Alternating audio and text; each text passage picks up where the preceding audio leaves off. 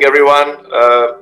You all are really lucky to be born today and not like us. Uh, you have incredible range of opportunities, which were never available, and therefore it's really incumbent upon you to think carefully, and to take calls which are relevant for you, because the menu of options is becoming really longer and longer. So there is really no end. While on the one side there's no end to learning, on the other side the rate of change in society today is so fast. The change of technology, I mean, who could imagine a few years back that almost all our payments will be online or digital? I mean, nobody is carrying cash today. It's almost that. It's a sea change in less than 5 years for various reasons, maybe including COVID.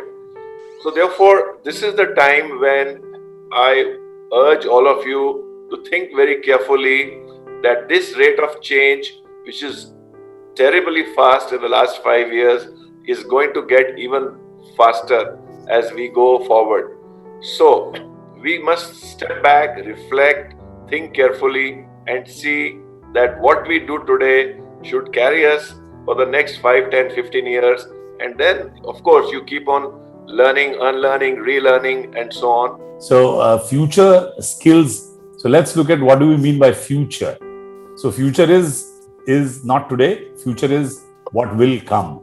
And the problems that will come in the future will be solved not by the present skills.